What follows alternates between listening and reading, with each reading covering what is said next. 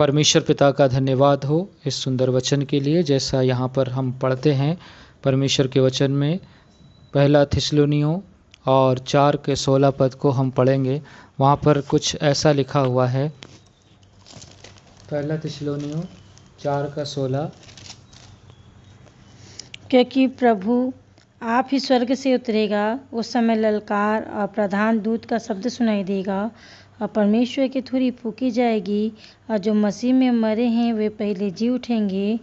तब हम जो जीवित और बचे रहेंगे उसके साथ बादलों पर उठा लिए जाएंगे कि हवा में प्रभु से मिले, और इस रीति से हम सदा प्रभु के साथ रहेंगे। सो इन बातों में से एक दूसरे को शांति दिया करो। हाँ, परमेश्वर इस वचन पर आशीष दे।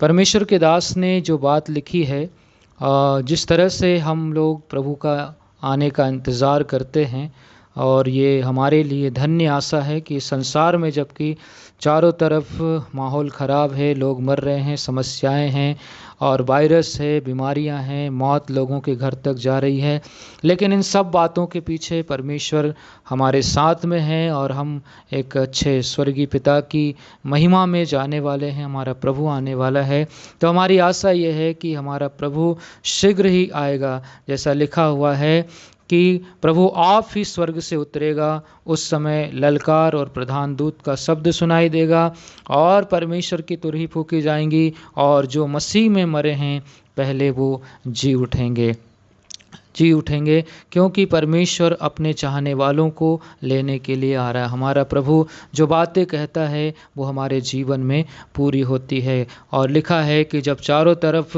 ऐसे साइन, ऐसे चिन्ह, ऐसे जो चमत्कार प्रभु ने कहे वो अगर वो होने लगे, तो सरों को उठाना, आँखों को उठाना और ऊपर की ओर देखना, क्योंकि हमारा छुटकारा निकट है।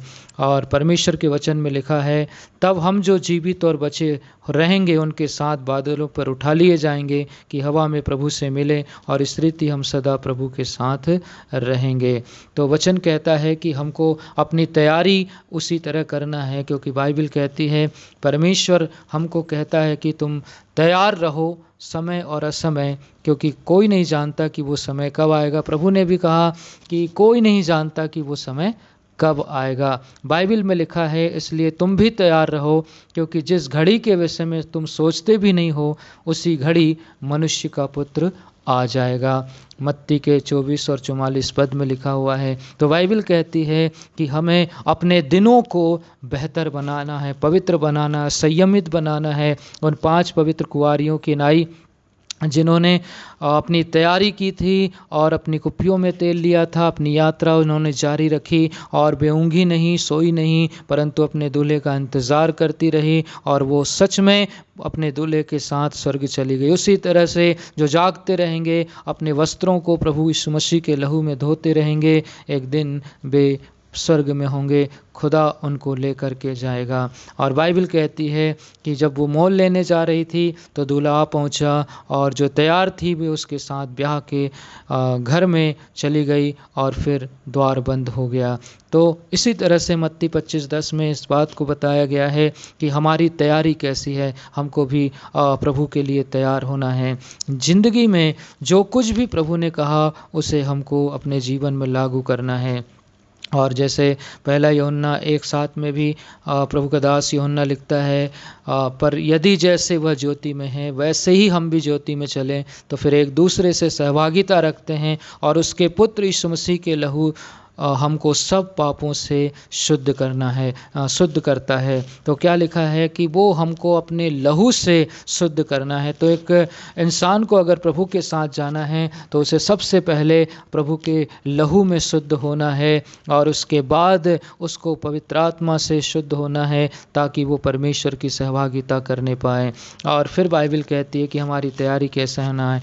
जो अन्याय करता है वो अन्याय ही करता रहे। प्रकाशित वाक्य 22 10-11 में लिखा है, जो अन्याय करता है वो अन्याय ही करता रहे। और आज के वर्तमान दौर में बाइबल कहती है जो जैसा है वो वैसा ही बना रहेगा, परंतु बाइबल में लिखा है जो अन्याय करता है वो अन्याय करता रहे, जो मलिन है वो मलिन बना रहे, और जो धर्मी है वो धर्मी बना रहे, और जो पवित्र है वह पवित्र बना रहे। इसका मतलब है कि हमको दुष्टों को देखकर कुड़ना नहीं है कि वो गलत करते हैं और उनका प्रमोशन हो जाता है और वो बढ़ते जाते हैं, लेकिन हम धर्मी होने के बावजूद भी हमारी दशा दुष्टों की तरह है। लेकिन बाइबल कहती है कि हमको पवित्रता में बढ़ना है, तभी हम परमेश्वर के उस सीक्रेट मिशन में, उस द्वितीय आगमन से पहले स्वर्गारोहण में शामिल होने पाएंगे, क्योंकि धर्मी लोग ही उसके साथ स्वर्ग जा पाएंगे।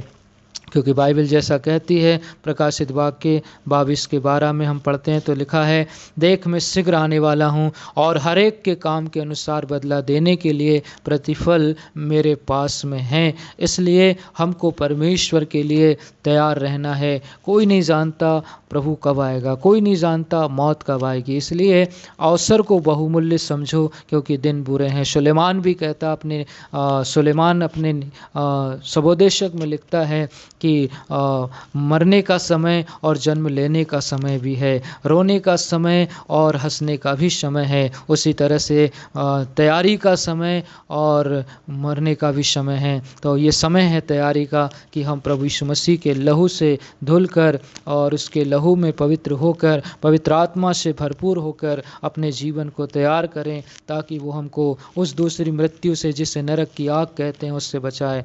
क्योंकि लिखा है प्रकाशित वाक्य 12:11 में, और वे मेमने के लहू के कारण, अपनी गवाही के वचन के कारण उस पर जयवंत हुए, और उन्होंने अपने प्राणों को प्रिय न जाना, यहाँ तक कि मृत्यु भी सह ली। इसका दूसरा मतलब है कि हमको इस संसार में रहते हुए परमेश्वर के लिए अपनी गवाही बनाना है, चाहे मौत आ जाए, चाहे अकाल आ जाए, संकट आ जाए, चाहे लोग हमारा खून कर दे, हमारा मर्डर कर दे, तो भी हमको प्रभु के लिए बलिदान देने के लिए, कुर्बान होने के लिए, शहीद होने के लिए तैयार होना है।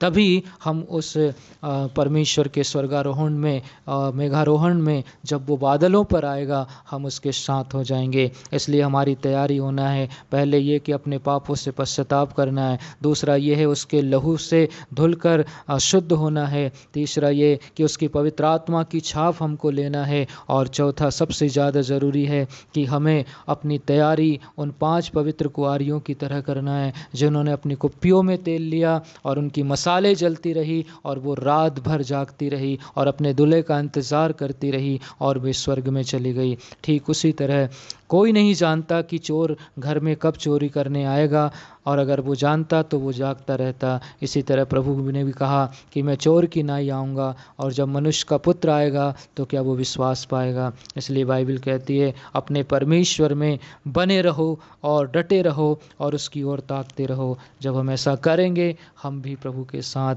हवा में, स्वर्ग में प्रभु से मिलेंगे और 1000 वर्ष तक प्रभु के साथ राज्य करेंगे। प्रभु इस वचन पर हमको आशीष दे। आमीन, आमीन, आमीन।